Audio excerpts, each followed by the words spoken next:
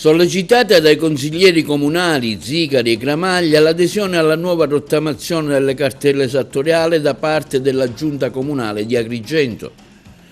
Anche Nuccio Dispenza, responsabile dell'area progressista, contro il nuovo centro commerciale di Agrigento ubicato al villaggio Mosè. Il Movimento per la Sostenibilità Ambientale di Agrigento sollecita i vertici regionali al ripristino delle tratte ferroviarie da Agrigento a Palermo e verso l'aeroporto. Ieri visita dell'assessore all'agricoltura e vicepresidente della regione Luca Sammartino ad Agrigento, un incontro con le attività produttive sui danni del maltempo. Controlli per la prevenzione del gioco d'azzardo dei carabinieri a Licata, Daspo per 5 giovani coinvolti nella rissa a Licata dello scorso 14 dicembre, da parte del questore di Agrigento. La Guardia di Finanza di Palermo arresta 11 persone per spaccio di droga, 3 i morti nell'incidente stradale avvenuto a Bolognetta per uno scontro tra un'auto medica e un furgone. Risoluzione consensuale del rapporto tra l'Agragas e il giocatore Peppe Marchica.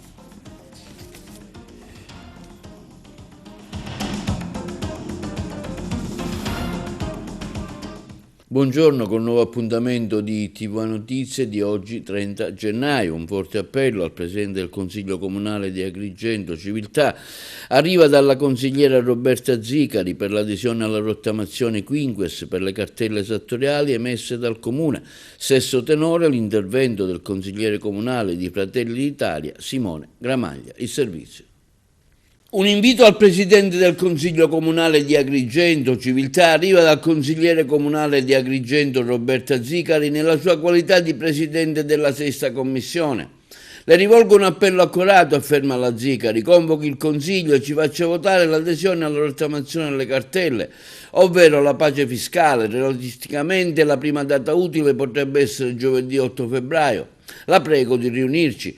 Queste le parole che rivolgo al Presidente, aggiungendo come opposizione ci siamo opposti a tutti gli aumenti tali, ai pignoramenti dei conti correnti, al progetto della Villa del Sole, ma il nostro voto contrario non è bastato a bloccare la volontà dell'amministrazione. Adesso che c'è un fronte ampio e compatto di consiglieri comunali che vogliono adottare questo importante provvedimento, la pace fiscale in favore dei concittadini ci dia modo di esercitare il nostro ruolo, di decidere e di scegliere. All'ordine del giorno ci sarebbero anche un atto di indirizzo per aumentare la tassa di soggiorno e per comprare un mezzo per la pulizia delle caditoie, un regolamento sulle guardie ambientali volontarie, una mozione per la tutela dei prodotti agroalimentari Made in Italy e la richiesta di trattare i temi della nuova gara d'appalto sulla gestione dei rifiuti e il PUG.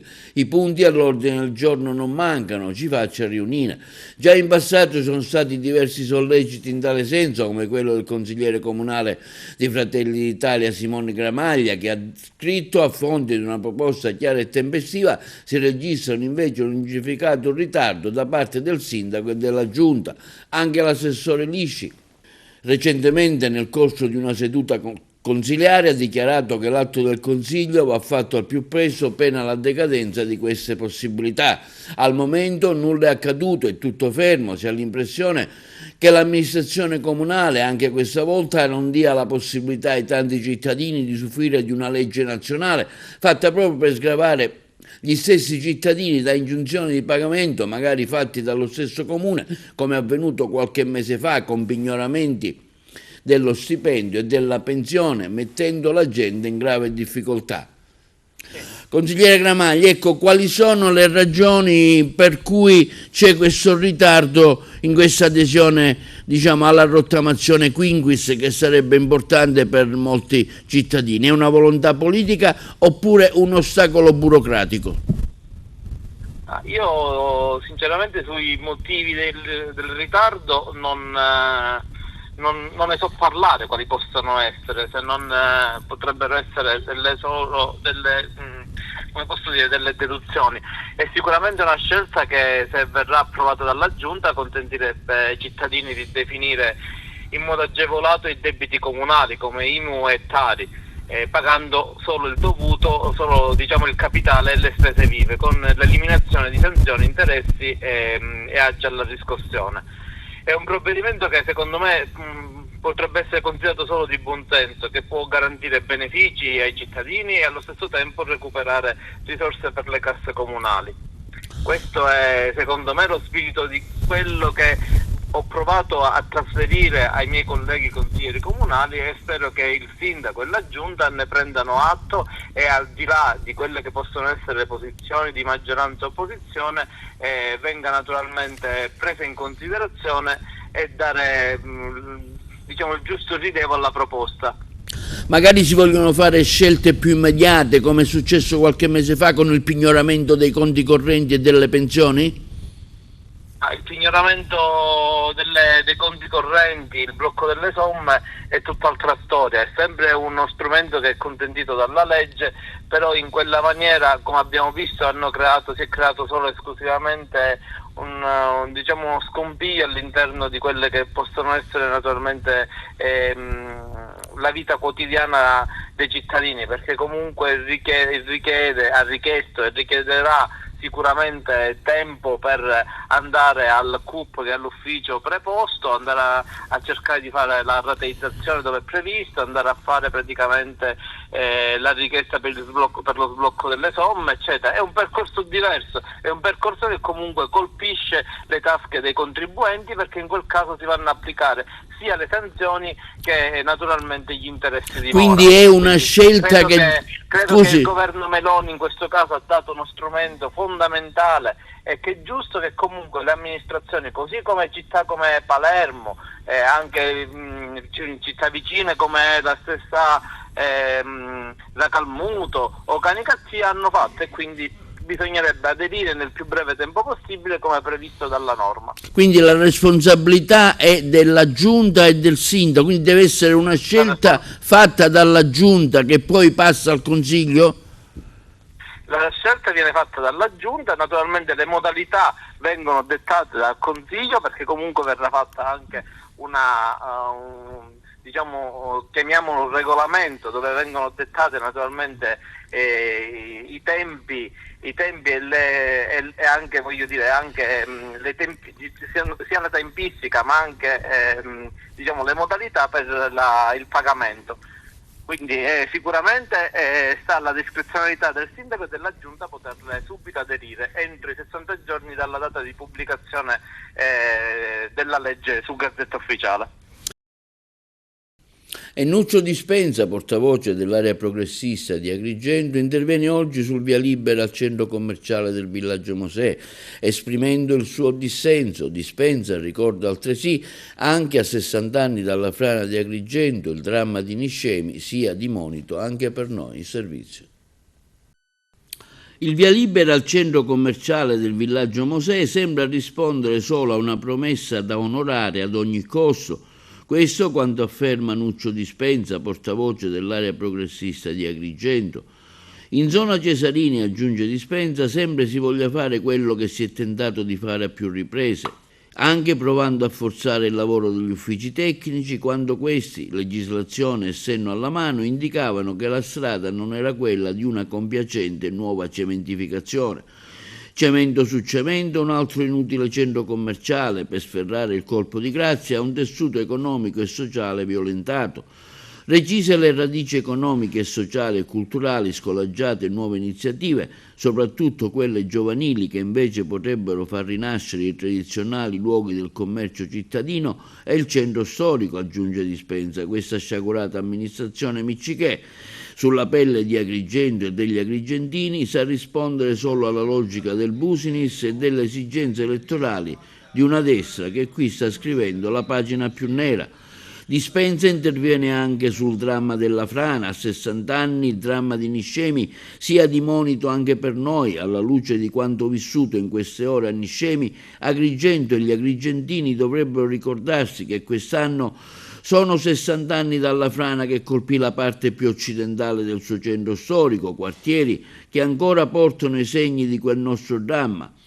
Dispenza continua dicendo, affermando Anni scemi come 60 anni addietro ad Agrigento, continua la natura, ci ha detto a chiare lettere cosa non si deve fare e cosa invece è un imperativo: non abusare del territorio e investire nella sua tutela e nella prevenzione.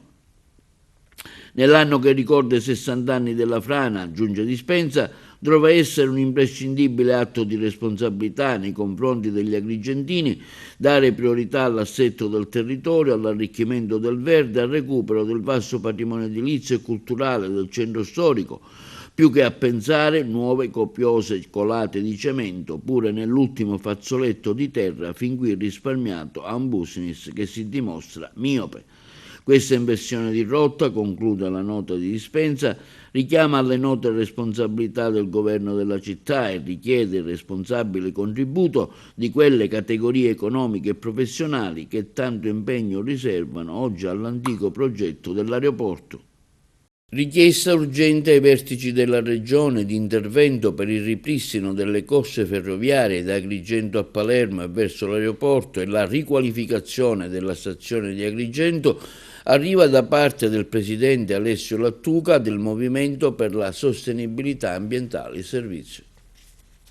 Il Movimento per la Sostenibilità Ambientale di Agrigento, rappresentato dal suo presidente Alessio Lattuca attraverso una lettera inviata al presidente della Regione Sicilia, all'assessore regionale alle infrastrutture e mobilità, al sindaco della città di Agrigento, al dirigente del Dipartimento Trasporto e Infrastruttura, fa un appello sulla soppressione delle corse ferroviarie da e per Agrigento, in particolare dei collegamenti verso Palermo. L'aeroporto ha generato, afferma Lattuca, significativi disagi per studenti, pendolari, lavoratori e viaggiatori, incidendo sul diritto fondamentale alla mobilità, sull'accessibilità di un territorio già penalizzato infrastrutturalmente.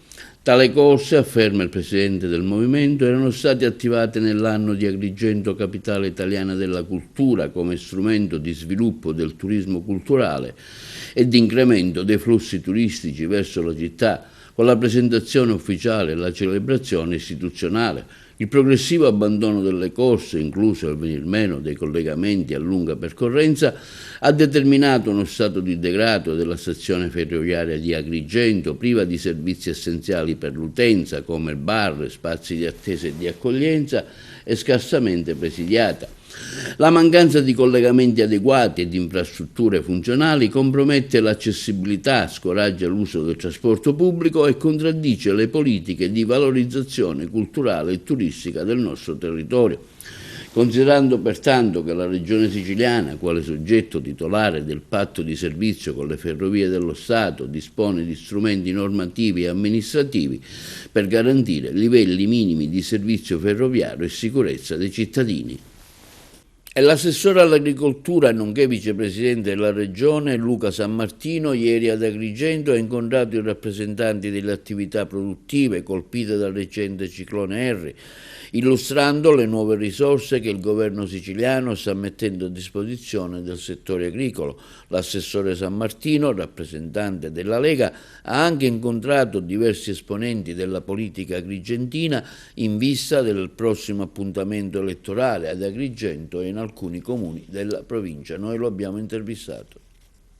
Assessore Sammartino, nonché vicepresidente della Regione, oggi ad Agrigento per incontrare e cercare di risolvere anche le problematiche di tutto il territorio, non solo quello agrigentino ma anche quello siciliano, alla luce delle problematiche che il ciclone Henry purtroppo ha causato. Sì, un momento di grande difficoltà per la nostra regione a causa del ciclone che ha colpito l'area del sud-est delle coste orientali della nostra isola, ma il vento ha purtroppo danneggiato intere produzioni agricole anche in Sicilia occidentale. Oggi abbiamo incontrato i pescatori di Sciacca a cui abbiamo chiesto e iniziato a chiedere anche agli agricoltori di Santa Margherita del Belice, di Ribera, ma di tutto il comprensorio, di iniziare con le attività ricognizione per i danni. Il governo regionale è già al lavoro, grazie al Presidente della Regione, non soltanto per avere dichiarato lo stato di emergenza che il Consiglio dei Ministri ha riconosciuto alla nostra terra per questo momento di grande difficoltà, ma ha iniziato a mettere le prime risorse col bilancio della Regione. 90 milioni di euro sono stati in questi giorni approvati sia dal Parlamento che dalla Giunta regionale, aiuti che arriveranno al comparto dell'agricoltura ovviamente e della pesca, ma il pensiero va ovviamente ai balneari, a tutti coloro i quali hanno perso la propria attività lavorativa e imprenditoriale. È un momento di grande sofferenza per alcune zone della nostra regione, ma si sente la vicinanza del governo della regione e del governo nazionale che dalla Presidenza del Consiglio dei Ministri e dalla nostra squadra di governo stanno lavorando per migliorare nei tempi e nei modi l'erogazione degli aiuti, ma soprattutto per iniziare a pensare alla ricostruzione. Sono giorni complicati per il governo, ma registriamo non soltanto la grande capacità della protezione civile regionale, ma anche la capacità dei sindaci di aver risposto a questo imminente danno creato dalla natura. E poi un pensiero va alle comunità siciliane che hanno dimostrato di essere solidali anche con chi oggi ha più bisogno. Ecco, il governo lavora a fianco dei territori, oggi da Agrigento lanciamo anche le nuove misure che coinvolgono l'agricoltura, lo faremo negli altri comprensori della nostra regione, convinti che il governo sul territorio debba ascoltare le esigenze degli agricoltori e dei pescatori, ma soprattutto trasformarle in proposte. Domani ci sarà anche la visita in Sicilia nei luoghi colpiti dal maltempo del leader della Lega Salvini. Domani il vice premier Salvini, ministro delle infrastrutture, si recherà nei luoghi colpiti dal ciclone Harry per constatare con i propri occhi i danni alle infrastrutture, alle strutture portuali che il ciclone ha creato. Sono certo che non mancherà nel brevissimo anche la sua visita alla comunità niscemese, a cui va ovviamente un abbraccio da parte del governo della regione. In queste ore il governo regionale e nazionale stanno guardando con grande attenzione a quello che è un fenomeno tutto da decifrare che sta coinvolgendo gli amici di Niscemi, e un grazie va al sindaco Massimiliano Conti per come sta affrontando questo momento davvero difficile per la propria comunità. Il primo pensiero del governo Schifani è stato ovviamente agli sfollati per mandare aiuti, ma soprattutto per ridare nel più breve tempo possibile una soluzione a chi dalla propria casa si è dovuto allontanare. La vicinanza del ministro Salvini e del governo nazionale testimoniano non soltanto il grande momento di difficoltà che la nostra regione sta vivendo, ma l'attenzione di un governo nazionale che inizia a fare vedere sempre di più concretamente come i governi nei rapporti istituzionali collaborano per superare l'emergenza. Una Lega che è anche legata al territorio in vista dei prossimi impegni elettorali, in particolare in tanti comuni. Sì, la Lega si riorganizza, c'è grande vivacità qui ad Agrigento, si lavora al prossimo appuntamento elettorale delle elezioni amministrative, non soltanto ad Agrigento ma anche nei comuni chiamati al voto. Sono fiducioso che il dato della Lega farà arrossire qualcuno, ma che soprattutto dà speranza per un partito che nel territorio si è radicato ascoltando le esigenze dei territori e valorizzando i nostri amministratori locali. La Lega è un partito che vive di una grande organizzazione regionale tra il gruppo parlamentare regionale e i nostri parlamentari nazionali in raccordo col governo della regione e il governo del paese. È un partito che guarda agli interessi del territorio, ma che cerca di trasformare nella proposta quello che è l'ascolto che dal territorio ne deriva. Avanza la frana a Niscemi e la zona rossa potrebbe allargarsi. Gli ultimi aggiornamenti, il servizio. La terra continua a muoversi lentamente ma senza sosta.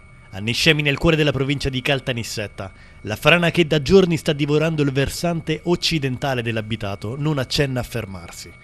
Uno scenario che spinge le autorità a prepararsi all'eventuale estensione della zona rossa. La massa di terreno coinvolta è più grande di quella del Vajont. Le parole del capo della protezione civile, Fabio Ciciliano, hanno gelato la città.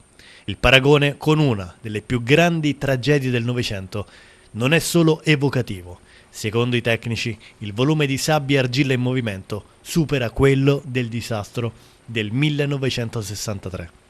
Attualmente gli sfollati sono circa 1300, ma il numero potrebbe aumentare. Se nuove porzioni del terreno dovessero cedere, la fascia off limits, oggi fissata a 150 metri dal ciglio del precipizio, potrebbe arretrare ulteriormente inglobando altre abitazioni. I vari rilievi effettuati con i droni hanno mostrato un'area instabile ben più vasta di quanto inizialmente stimato, estesa anche a vallone del costone già crollato.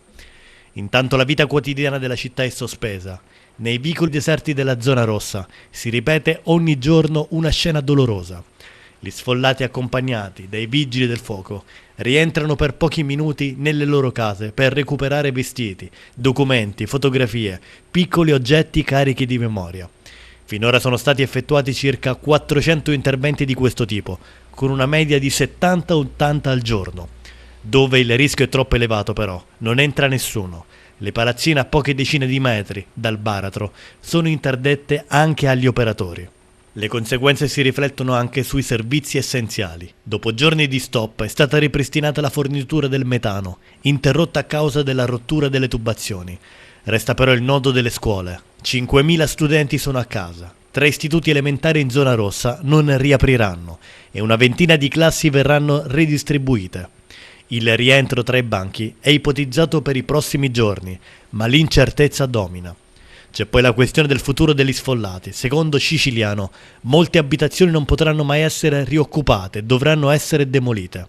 La parola delocalizzazione comincia a circolare con insistenza, alimentando timori e divisioni. Nei bar del paese c'è chi spera in una messa in sicurezza che salvi Niscemi e chi teme lo spettro di una nuova Gibellina. A pochi chilometri di distanza, Gela si è detta pronta a mettere a disposizione un'area nel caso in cui si rendesse necessario trasferire parte della popolazione. Sul piano ambientale, Lega Ambiente Sicilia invita a leggere quanto sta accadendo come l'esito di una storia lunga secoli. Quella di Niscemi, ricordano gli ambientalisti, è la terza grande frana documentata nello stesso settore dell'abitato. Una nel 1790, un'altra nel 1997, quando furono abbandonati e demoliti 48 edifici, compresa la chiesa delle Sante Croci. Oggi, sottolinea Lega Ambiente, Niscemi è anche un simbolo di come il cambiamento climatico stia amplificando fragilità già esistenti. Eventi meteorologici estremi sempre più frequenti rendono instabile un territorio che resta il più esposto d'Europa al rischio idrogeologico. In questo quadro drammatico non mancano storie di salvataggio. Nei giorni scorsi, i vigili del fuoco hanno concluso una complessa operazione per recuperare 20 animali rimasti isolati a valle della frana, cavalli, asini e cani, condotti in salvo lungo un sentiero di 2 chilometri, realizzato e messo in sicurezza passo dopo passo. Un lavoro silenzioso, faticoso, che si affianca a quello quotidiano di assistenza alla popolazione. Il presidente del Libero Consorzio Comunale di Agrigento, Giuseppe Pendolino, esprime solidarietà al sindaco Massimiliano Conti e alla comunità di Niscemi, nonché al presidente del Libero Consorzio di Caltanissetta, Walter Tesauro, duramente provati dalla frana che ha provocato l'evacuazione di migliaia di abitanti e danni irreparabili a molte abitazioni, attività commerciali e al tessuto urbano del comune del Nisseno. È un immenso dispiacere che suscitano in tutti noi le immagini che arrivano da Niscemi per un evento di proporzioni disastrose. Siamo vicini alla comunità niscemese, afferma Pendolino, e siamo pronti a mettere a disposizione la nostra struttura di protezione civile che ha acquisito negli anni una notevole esperienza nella gestione di situazioni simili. Vediamo adesso un'intervista al sindaco di Gela, Terenziano Di Stefano, sulla frana di Niscemi. Hai detto bene, c'è una situazione generale che è iniziato con l'uragano Henry che ha devastato tutte le coste a est della Sicilia e non solo, e poi questa cosa così grave della frana di Niscemi. In questo caso, appunto parlando di Niscemi, come ti accennavo, noi siamo uniti da tantissime cose, a partire dalla territorialità. Siamo attaccati con Niscemi perché abbiamo da sempre condiviso tantissime cose, scuole superiori, adesso siamo assieme come Unione dei Comuni, anche come servizi sociosanitari, condividiamo veramente tantissime cose. La viviamo con tantissima angoscia, anche perché abbiamo toccato di persona, oltre alle immagini che stanno circolando, quelle poverissime gente che aveva investito comunque i propri risparmi o che viveva da sempre in determinate case che, ahimè, non potrà più entrare, non potrà più utilizzarle.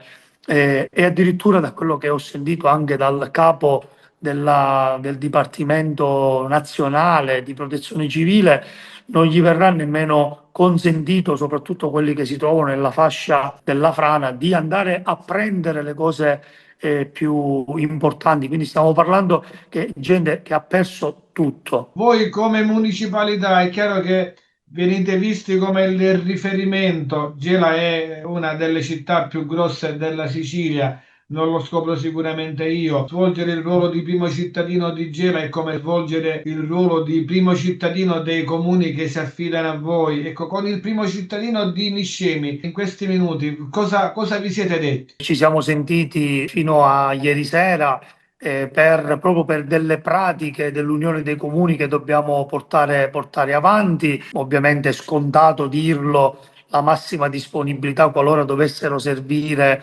cose, diciamo, particolari. Al momento il Comune di Gela ha messo a disposizione l'equipe dei servizi sociali. Stiamo verificando anche di non bloccare quello che è il trasporto dei disabili verso i centri di riabilitazione che si trovano a Gela. Stiamo collaborando affinché questi ragazzi speciali possano continuare a fare riabilitazione regolarmente. Stiamo cercando di aprire un'altra strada, perché al momento da questa parte ce n'è soltanto una, la SP11, ma anche quella è in fase di studio, non è detto che non chiudano anche quella, quindi ne abbiamo trovato un'altra, la SP82. Stiamo mettendo a disposizione anche dei vigili urbani, perché anche lì c'è la necessità comunque di controllare il territorio. Ci sono ovviamente in campo anche le forze dell'ordine, tutto quello che c'è da fare, noi siamo pronti a farlo. C'è gente, dicevamo, che ha perso la propria casa, sicuramente una popolazione fino adesso stimata in 1500 unità rimasti e rimarranno senza casa. Ecco, è triste parlarne in questo periodo, siamo nell'inverno pieno. Come li potreste aiutare se già non li avete aiutato, non li state aiutando a chi non ha una casa, un tetto? Come li state aiutando? Abbiamo messo già da subito a disposizione degli immobili sequestrati alla mafia,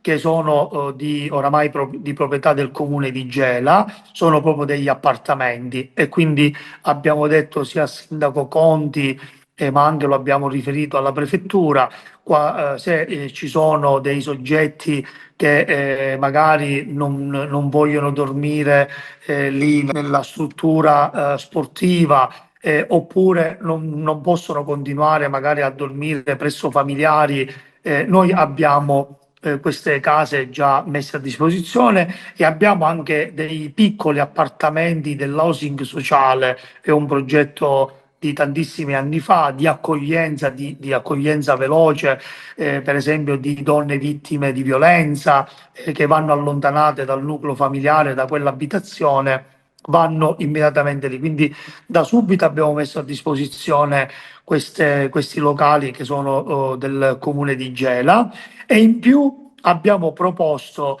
perché come dicevi bene tu, c'è tanta disperazione, ma bisogna adesso pensare immediatamente alla ricostruzione, anche per dare, diciamo, un po' di speranza ai cittadini niscemesi.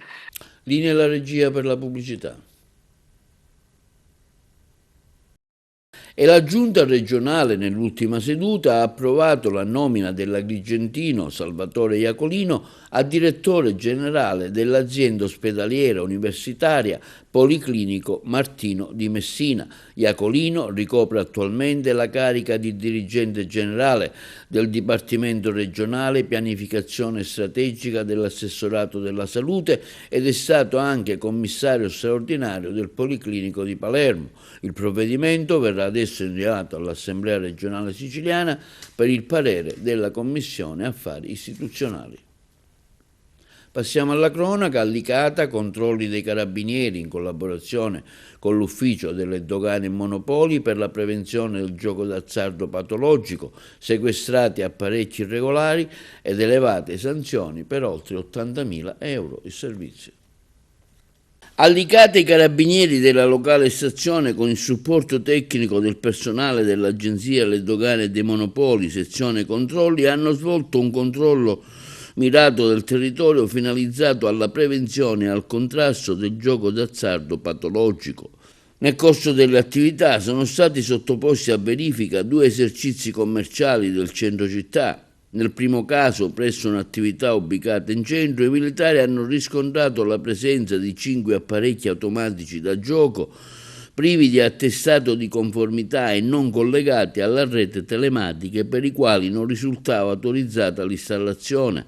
Per le violazioni accertate sono state elevate sanzioni amministrative per un importo complessivo di 50.000 euro ed è stata sottoposta a sequestro amministrativo la somma contante di 540 euro rinvenuta all'interno degli apparecchi.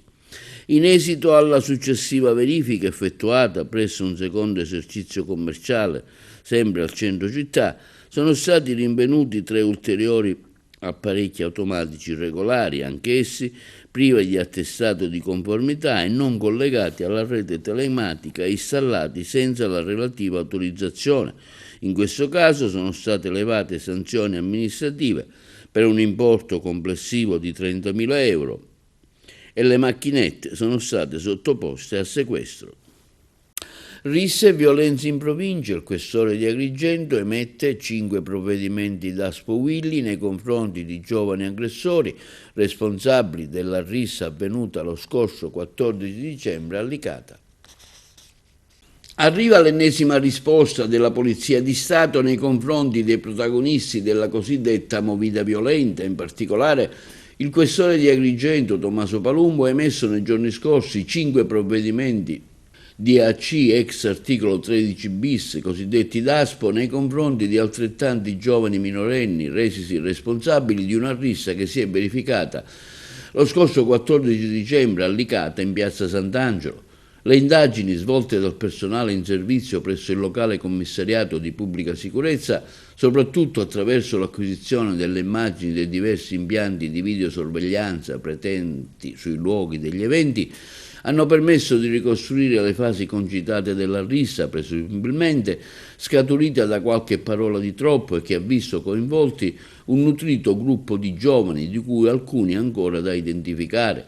Le risultanze delle indagini, debitamente istruite dal personale in servizio presso la sezione misure di prevenzione della divisione polizia anticrimine della questura di Agrigento, hanno fatto scattare per 5 minorenni il divieto di accedere e di stazionare nel luogo della rissa e nelle immediate vicinanze dello stesso per la durata di 1 anno. Nella stessa occasione, inoltre, è stato individuato sui luoghi un altro soggetto non partecipante alla contesa violenta, il quale tuttavia non avrebbe dovuto trovarsi lì, in quanto sottoposto a un precedente provvedimento di DASPO Willi emesso a suo carico in seguito a un'altra rissa avvenuta sempre a Licata lo scorso 8 giugno all'interno di un noto locale del posto. Lo stesso, pertanto, avendo violato il divieto precedentemente imposto, è stato deferito all'autorità giudiziaria per il reato previsto dalla normativa in materia. I finanzieri del comando provinciale di Palermo hanno arrestato 11 persone nell'ambito di un'inchiesta per traffico internazionale di stupefacenti. Altre 9 indagati sono stati denunciati. Durante le indagini coordinate dalla procura palermitana, la Guardia di Finanza ha sequestrato 131 kg di hashish, 14 kg di marijuana, 1,703 grammi di wax tra le province di Palermo, Trapani e Catania. Il valore della droga sequestrata è stimato in 1,5 milioni di euro. L'indagine è scattata con controlli delle unità cinofile della compagnia di Palermo Punta Raisi sui pacchi in transito negli hub di spedizionieri cittadini e i grandi centri di smistamento logistici e successive verifiche sui social network, canali che i giovani clienti utilizzano per ordinare e pagare la sostanza stupefacente. Sono emerse ben 44 operazioni sospette e le investigazioni hanno portato al sequestro della droga risalendo a chi aveva effettuato l'ordine. La Guardia di Finanza di Palermo ha accertato che gli acquisti online facevano ricorso non soltanto a gruppi organizzati in grado di acquistare grossi quantitativi di sostanze stupefacenti, ma anche di singoli consumatori. La droga è stata spedita in piccoli elettrodomestici con l'utilizzo di prodotti aromatici quali la polvere di caffè e incensi per ingannare il fiuto dei cani delle unità cinofile.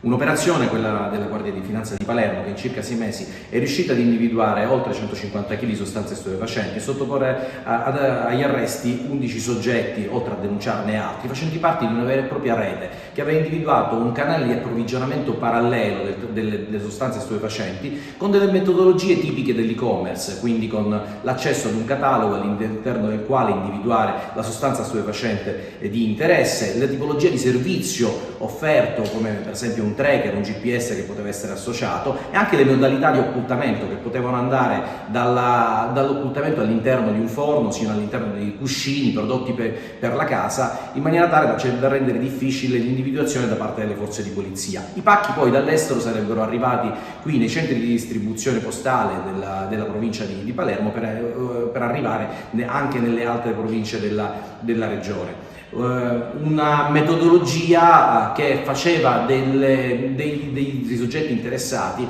dei veri e propri trafficanti nell'ambito di quello che era un metodo di approvvigionamento parallelo a quelli tradizionali. Tragico incidente stradale sulla statale Palermo-Agrigento. Nello scontro tra un'auto medica e un furgone sono morte 3 persone. Le vittime sono gli occupanti di un'auto sanitaria, 2 operatori e un'associazione di 49 e 66 anni e una donna dializzata di 95 anni. L'impatto è avvenuto in contrada Coda di Volpe a Bolognetta, in provincia di Palermo. Sul posto immediatamente le ambulanze del 118, i vigili del fuoco, i carabinieri, la polizia stradale e le squadre dell'ANAS per la gestione del traffico e per consentire il ripristino della regolare viabilità nel più breve tempo possibile. E intanto proseguono le indagini sulla morte dei 3 cacciatori avvenuta a Montaglia Reale, rilievi anche sotto la pioggia. I colleghi di Messina. Proseguono nel massimo riservo le indagini sulla tragica scoperta avvenuta nei boschi di Montagna Reale nel Messinese, dove mercoledì sono stati rinvenuti senza vita 3 cacciatori. Nonostante il maltempo e la pioggia battente, i carabinieri hanno continuato i rilievi nell'area di Contrada Caristia, una zona boschiva impervia dichiarata off limits per consentire gli accertamenti. Le vittime sono Antonio Gatani, 82 anni, residente a Patti e originario di Librizzi, e i fratelli Davis e Giuseppe Pino, di 26 e 44 anni, residenti a San Pierniceto. I 3 uomini sarebbero stati trovati a una distanza di circa 30 metri l'uno dall'altro. Erano tutti incensurati, conosciuti come persone per bene e non avrebbero avuto legami con ambienti criminali. Un elemento che sembrerebbe escludere, almeno al momento, l'ipotesi di un regolamento di conti. Gli investigatori mantengono aperte tutte le piste. Al momento non risulterebbero indagati e nulla trapela sull'andamento dell'inchiesta, coordinata dalla Procura di Patti. In questi giorni sono state ascoltate numerose persone e gli accertamenti sono proseguiti nonostante la pioggia, che potrebbe aver cancellato tracce ritenute utili alla ricostruzione dei fatti. Il procuratore di Patti, Angelo Cavallo, si è recato sul posto insieme ai carabinieri e al medico legale. L'incarico per l'autopsia è stato affidato al dottore Giovanni Andò, che ha già effettuato una prima ispezione cadaverica, confermando la presenza di ferite d'arma da fuoco. Resta ancora da chiarire la dinamica dell'accaduto, resa ancora più enigmatica dal fatto che, secondo le prime informazioni, l'82enne Gatani e i 2 fratelli Pino non si conoscessero, un dettaglio che alimenta gli interrogativi, così come appare insolito che un uomo della sua età possa essersi recato da solo a caccia in una zona così impervia. Sotto shock le varie comunità dove risiedevano le vittime e anche Montagna Reale, dove non si è mai verificato un episodio di tale gravità. Il bosco in cui è avvenuto il ritrovamento è un'area nota per la presenza di suini neri dei Nebrodi allo stato brado, ma questo elemento al momento non sembra fornire indicazioni decisive. Saranno gli esami autoptici e i rilievi balistici a fornire elementi fondamentali per ricostruire con precisione quanto accaduto nella giornata di mercoledì. La speranza delle comunità locali è che le indagini possano portare presto a una svolta e fare piena luce su un giallo che continua a sollevare domande e inquietudini. Vediamo adesso i consigli dell'Associazione Consumatori Asso Utenti per l'uso responsabile del bancomat. Livio Sutera Sardo. Sulla truffa al bancomat sentiamo i consigli dell'Asso Utenti. Allora, cari amici, quando vi recate a prelevare con il bancomat dovete fare attenzione a tante cose. La prima è quella che quando digitate il codice PIN dovete mettere sempre un portafogli e un pezzo di carta davanti per evitare che ci possa essere una telecamerina che possa individuare il vostro numero PIN, e quindi quando voi andate via, possibilmente con la registrazione che loro hanno già fatto preventivamente strisciando la carta bancomat, possono prelevare sul vostro conto. Se viceversa, ad esempio, invece non vi restituisce la carta o non vi dà i soldi, se siete all'interno della banca, chiaramente attirate l'attenzione del personale in maniera tale, senza mai allontanarvi mai dal bancomat, attirate l'attenzione dei funzionari di banca in maniera tale che la cosa possa risolversi immediatamente. Se viceversa siete all'esterno, dubitate sempre di qualcuno che vi voglia aiutare a tirare fuori la carta o a fare qualche cosa. Non vi muovete dal punto in cui siete, chiamate i carabinieri sia di notte che di giorno, in modo tale che potete fare la denuncia sul posto immediatamente, e i carabinieri chiaramente con la denuncia poi potete andare nella vostra banca e farvi chiaramente restituire i soldi. C'è solo da fare attenzione, mai farvi aiutare dalle persone estranee, questo è il nostro consiglio. Ad Acirriale si inaugura il nuovo anno giudiziario del Tribunale Ecclesiastico Etneo. I vescovi Raspanti e Peri sottolineano il ruolo della giustizia ecclesiale come servizio alla verità e alla dignità della persona. La intervista. Sì, certo, il punto cruciale del Tribunale di nullità matrimoniale è sempre quello di dare la possibilità ai battezzati di verificare, qualora la loro unione coniugale dovesse entrare in crisi, verificare la validità o meno di questa unione. Cioè al momento in cui hanno contratto il matrimonio, davvero erano idonei, c'erano tutti gli elementi, ne erano consapevoli e quindi erano veramente pronti per contrarre il matrimonio secondo il modo cristiano e direi anche razionale, umano, creaturale, di contrarre, di unirsi in matrimonio. Quindi è una possibilità molto grossa data a tanti battezzati, e da quello che abbiamo sentito ci sono state mediamente 50 processi all'anno esitati, che naturalmente alcuni hanno accertato la nullità, altri non hanno accertato la nullità ma la validità del vincolo contratto, questo è ovvio, e però hanno dato una certezza interiore alle persone se avevano davvero il sacramento o meno. Sì, infatti la prima sensazione che noi abbiamo quando si parla di tribunale e di chiesa sembrano due cose in contrasto, addirittura due cose che si escludono. Ecco perché è importante dare il senso giusto alla visione, la comprensione esatta di cosa è o dovrebbe essere un tribunale ecclesiastico, cioè dire un luogo in cui si esercita e con la presenza di Dio nei confronti dei suoi figli, che siamo noi, e la maternità della Chiesa è espressa anche nelle valutazioni, nelle considerazioni. Ecco perché l'inaugurazione del Tribunale Ecclesiastico, dove normalmente le cause principali sono quelle di tipo matrimoniale, significa aiutare le persone che vivono o la bellezza del loro matrimonio, ma qualche volta anche la difficoltà, il dramma, la separazione, la fine di un matrimonio, di capire dove si collocano. E questo non deve essere, non può essere chiaramente un fatto semplicemente personale. Io penso che il mio matrimonio non abbia un fondamento, ma avere qualcuno che ti aiuti a capire, ecco, qual è stato il senso delle tue scelte, delle tue decisioni, soprattutto dove adesso ti trovi. Questo è un atto veramente di accompagnamento, chiamiamolo pastorale. Ecco perché non dobbiamo mai pensare ad una bilancia che ha torto e chi ha ragione. Qui si tratta, ecco, di fare un cammino di vita che è anche di fede, in cui ciascuno dei contraenti, in questo caso marito e moglie, possono sapere se per davvero, per il modo con cui l'hanno vissuto, l'hanno portato avanti, il loro matrimonio è anche espressione di quell'amore sovrabbondante di Dio, o semplicemente se in qualche passaggio si sia inceppato.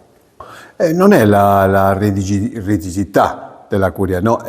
Noi dobbiamo attenerci ai principi fondamentali del matrimonio tale come è stato nell'ordine della creazione, e questi principi sono principi validi a lungo tutta la storia, attraverso la dottrina, attraverso il magistero. Pertanto, in definitiva, dobbiamo essere fedeli a questi principi sul matrimonio e sugli elementi e le proprietà essenziali che sono propri del matrimonio naturale, non del matrimonio sacramentale. Evidentemente che è stato questo matrimonio naturale che è stato elevato alla dignità del sacramento, ma la Chiesa non è rigida in questo senso, semplicemente applica questi principi partendo da una premessa fondamentale, che è la inseparabilità tra il contratto e il sacramento. Chiudiamo il nostro telegiornale di oggi con una notizia che interessa l'Akragas. La società dell'Akragas comunica di aver raggiunto un accordo per la risoluzione consensuale del rapporto sportivo con Peppe Marchica. La decisione fa seguito a un'espressa richiesta del calciatore, maturata a fronte di un interesse manifestato nei suoi confronti da parte di una società militante nel campionato di eccellenza, nel rispetto della volontà del giocatore e del rapporto di correttezza e trasparenza che ha sempre contraddistinto i rapporti tra le parti. La società dell'Akragas ha scelto di assecondare tale richiesta, procedendo alla risoluzione del vincolo sportivo. A Peppe Marchica, conclude l'Akragas, va il ringraziamento sincero del club per l'impegno, la professionalità e il contributo offerto nel periodo trascorso con i nostri colori, qualità che hanno fatto un punto di riferimento dentro e fuori dal campo. La società dell'Akragas augura al calciatore le migliori fortune sportive e personali per il proseguo della sua carriera. Bene, questo è tutto per l'edizione odierna di TV Notizie. Vi ricordiamo che i nostri programmi si possono vedere in tutta Italia sul canale 268 del digitale terrestre, in streaming sul sito www.televideoagrigento.tv e il telegiornale sul canale 93 di Via Sicilia alle 15, alle 20, con replica la mattina alle 9. Inoltre i nostri servizi si possono visionare sul canale YouTube di TVA Televideo Agrigento. E questo è tutto e vi auguriamo una buona giornata.